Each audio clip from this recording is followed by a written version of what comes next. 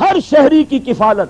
حضرت عمر نے تو فرمایا تھا کہ اگر کتا بھی بھوکا مر گیا تو ذمہ دار عمر ہوگا قیامت کے لیے. آپ اندازہ کیجئے اس سے بڑا ویلفیئر کا نظام کون سا ہوگا. لیکن زکوٰۃ ہو ان دی رائٹ ارنسٹ. ضیاء الحق صاحب نے زکوٰۃ کو بھی بدنام کیا. بینک ڈپازٹ میں سے کچھ کاٹ لیا, یہ زکوٰۃ ہو گئی. انا للہ و انا الیہ راجعون. نجاست کے ڈھیر میں سے کچھ نجاست لے آئے اور زکوٰۃ بن گئی. حالانکہ اصل زکوٰۃ ہے کل اموال تجارت پر زکوٰۃ. تمہاری دکان میں 5 لاکھ کا مال ہے, 2.5% دے دو. تمہارے کارخانہ ہے, اس کی زمین, اس کی بلڈنگ, اس کی مشین, اس کے ٹولز, 4 چیزیں ایگزمپٹ. لیکن جو سرمایہ چل رہا ہے, جو خام مال پڑا ہے 20 لاکھ کا پڑا ہے, جو فنش پروڈکٹ ہے 30 لاکھ کی پڑی ہے, 50 لاکھ کے اوپر 2.5% دے دو. کیلکولیشن بہت آسان. یہ نہیں ہے کہ سال میں کیا کمایا, کیا گوایا, کیا لاس, کیا پروفٹ, کوئی ضرورت نہیں. جو ہے حاضر ٹوٹل کے اوپر 2.5% دے دو. یہ کہلاتے ہیں اموال ظاہرہ. اموال باطنہ وہ ہوتے ہیں جو آپ کے ہاں کوئی گھر میں کوئی زیور پر رکھا ہے, کوئی کیش رکھا ہوا ہے. اس کی زبردستی نہیں لیتی اسلامی ریاست. اسلامی ریاست اموال باطنہ کی زکوٰۃ میں لوگوں کو آزاد چھوڑ دیتی ہے. چاہے تو وہ ریاست کو دے, چاہے اپنے طور پر دے دیں. ورنہ تو یہ کہ گھر گھر جا کر صندوقوں کی تلاشی لینی پڑے گی.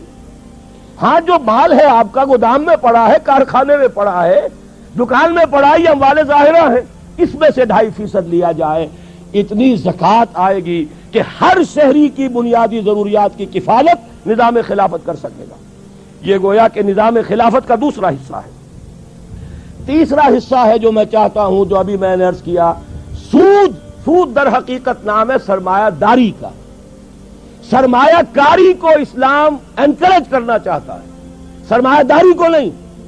محض پیسہ پیسے کو کمائے یہ پسندیدہ نہیں ہے. پیسہ ہے محنت کرو. تھوڑا پیسہ ہے چھابڑی لے کر چلو, سارا دن محنت کرو, شام کو 150 لے آؤ گے. اس سے زیادہ ہے ریڑھی بنا لو, اس سے زیادہ ہے کھوکا لگاؤ, اس سے زیادہ ہے دکان بناؤ, اس سے زیادہ ہے ایکسپورٹ امپورٹ کرو. 10 آدمی مل کے کرنا چاہتے ہو کر لو, اپنا سرمایہ جمع کر لو, محنت جمع کر لو, شراکت ہو گئی. یہ ہے سرمایہ کاری. اور سرمایہ داری یہ ہے, یہ میرا پیسہ ہے, مجھے تو اتنے فیصد نفع چاہیے. تم کماؤ گواؤ, تمہارا دھیلا ہو جائے, تمہارے دگنے ہو جائیں, مجھے کوئی غرض نہیں. یہ ہے سود, اور اس سے بڑی شے حرام اسلام میں کوئی نہیں. اس سے سرمایہ داری کی جڑ کٹتی ہے. اور وقت نہیں ہے ورنہ میں آپ کو بتاتا کہ واقعہ یہ کہ اس وقت دنیا میں یہودیوں کا جو تسلط ہے اسی سود کی وجہ سے. وہ جو اقبال نے کہا تھا کہ فرنگ کی رگے جہاں پنجے یہود میں ہے, تو واقعہ یہ ہے کہ انہوں نے یورپ میں پروٹیسٹنٹزم کے ذریعے سے سودی کاروبار کی اجازت حاصل کی. جب تک ابھی صرف رومن کیتھولک معاملہ چل رہا تھا, سود حرام تھا یورپ میں, کہیں سودی کاروبار نہیں ہو سکتا تھا. یہ بھی میں لکھ چکا ہوں اپنے مضامین میں, اور وہ کتاب اب چھپ بھی جائے گی. لیکن انہوں نے در حقیقت مسلمانوں کے ذریعے سے یورپ میں نقب لگائی. انہوں نے ہسپانیہ کو اپنا بیس بنایا. مسلمانوں کی سرپرستی تھی انہیں جو حاصل ہوئی, اور اس کے ذریعے سے انہوں نے یورپ کے اندر لبرلزم کے نام سے جہاں اور بہت سی چیزیں جو ان کا آغاز کرایا, وہیں اس معیشت کے اندر بھی سود کا آغاز کرایا.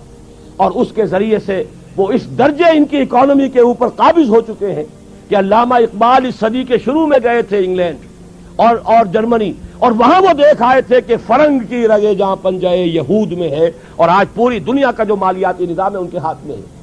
House of Rothschilds 40 billion کا ایک چیک لکھنے والا آدمی موجود ہے. وہ جدھر چاہے کسی ملک کی, جب چاہے کسی بھی معیشت کو تباہ کرنا چاہے. انہوں نے روس کے حصے بکرے کرائے ہیں معیشت کے راستے سے. ان کے سٹورز خالی ہو گئے, ڈبل روٹیاں نہیں رہیں. یہ سب کچھ در حقیقت معاشی بحران تھا جو پیدا کیا گیا, اور یہ یہودیوں نے کیا. بہرحال اس کو چھوڑ دیجئے. خلافت کے نظام میں سرمایہ کاری ہوگی, اور وہ ساری اسی طریقے پر, free economy, market economy, demand and supply, hire and fire, سارے اصول. سود حرام, جوا حرام. ان 2 چیزوں کی حرمت کے ساتھ آپ جدید اکانومی کو جس طرح چاہے شامل کر لیں, وہ اسلام کا نظام معیشت ہوگا. اور زکوٰۃ کے ذریعے سے نظام کفالت.